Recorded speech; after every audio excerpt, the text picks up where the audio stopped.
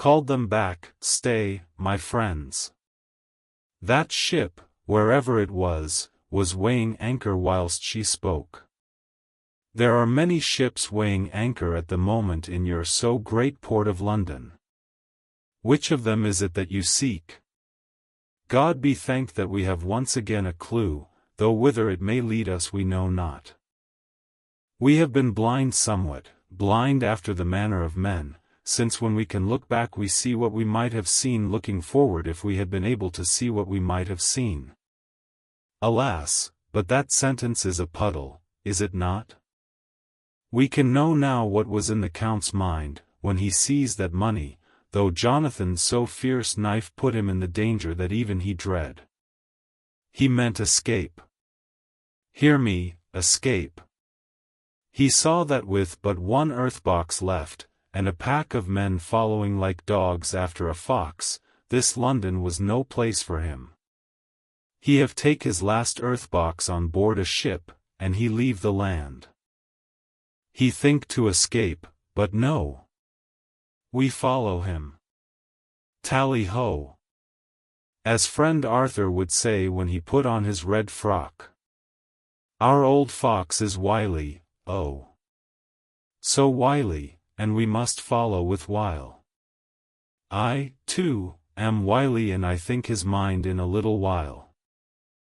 In meantime we may rest and in peace, for there are waters between us which he do not want to pass, and which he could not if he would unless the ship were to touch the land, and then only at full or slack tide. See, and the sun is just rose, and all day to sunset is to us. Let us take bath, and dress, and have breakfast which we all need, and which we can eat comfortably since he be not in the same land with us. Mina looked at him appealingly as she asked, "But why need we seek him further, when he is gone away from us?" He took her hand and patted it as he replied, "Ask me nothings as yet. When we have breakfast, then I answer all questions." He would say no more, and we separated to dress. After breakfast Mina repeated her question.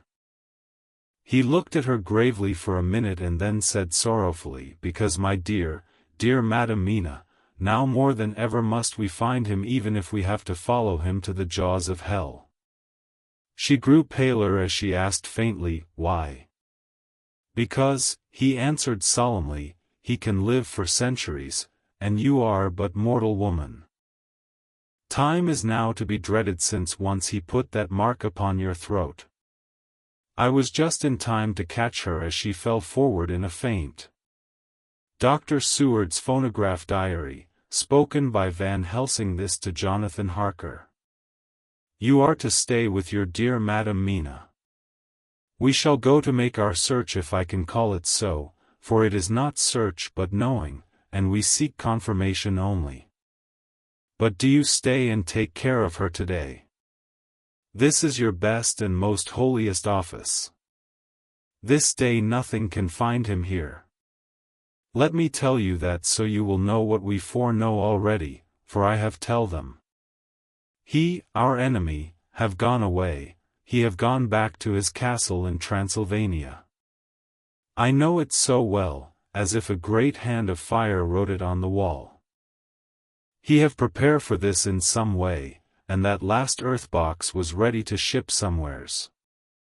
For this he took the money, for this he hurry at the last, lest we catch him before the sun go down. It was his last hope, save that he might hide in the tomb that he think poor Miss Lucy, being as he thought like him, keep open to him. But there was not of time. When that fail he make straight for his last resource, his last earthwork. I might say did I wish double entente. He is clever, oh, so clever. He know that his game here was finish, and so he decide he go back home. He find ship going by the route he came, and he go in it. We go off now to find what ship, and whither bound. When we have discovered that, we come back and tell you all. Then we will comfort you and poor dear Madam Mina with new hope. For it will be hope when you think it over, that all is not lost. This very creature that we pursue, he take hundreds of years to get so far as London, and yet in one day, when we know of the disposal of him we drive him out. He is finite, though he is powerful to do much harm and suffers not as we do. But we are strong, each in our purpose, and we are all more strong together. Take heart afresh, dear husband of Madam Mina. This battle is but begun, and in the end we shall win, so sure as that God sits on high to watch over his children. Therefore be of much comfort till we return. Van Helsing. Jonathan Harker's Journal. October 4th. When I read to Mina Van Helsing's message in the phonograph, the poor girl brightened up considerably. Already the certainty that the Count is out of the country has given her comfort, and comfort is strength to her. For my own part, now that his horrible danger is not face to face with us, it seems almost impossible to believe in it. Even my own terrible experiences in Castle Dracula seem like a long-forgotten dream. Here in the crisp autumn air in the bright sunlight, alas! How can I disbelieve? In the midst of my thought my eye fell on the red scar on my poor darling's white forehead. Whilst that lasts, there can be no disbelief. And afterwards the very memory of it will keep faith crystal clear. Mina and I fear to be idle, so we have been over all the diaries again and again. Somehow, although the reality seems greater each time, the pain and the fear seem less. There is something of a guiding purpose manifest throughout, which is comforting. Mina says that perhaps we are the instruments of ultimate good. It may be. I shall try to think as she does. We have never spoken to each other yet of the future. It is better to wait till we see the professor and the others after their investigations. The day is running by more quickly than I ever thought a day could run for me again. It is now 3 o'clock. Mina Harker's Journal. October 5th, 5 p.m., our meeting for report. Present, Professor Van Helsing, Lord Godalming, Dr. Seward, Mr. Quincy Morris, Jonathan Harker, Mina Harker. Dr. Van Helsing described what steps were taken during the day to discover on what boat and whither bound Count Dracula made his escape. As I knew that he wanted to get back to Transylvania, I felt sure that he must go by the Danube mouth, or by somewhere in the Black Sea, since by that way he come. It was a dreary blank that was before us. Omni ignotum pro magnifico, and so with heavy hearts we start to find what ships leave for the Black Sea last night. He was in sailing ship, since Madam Mina tell of sails being set.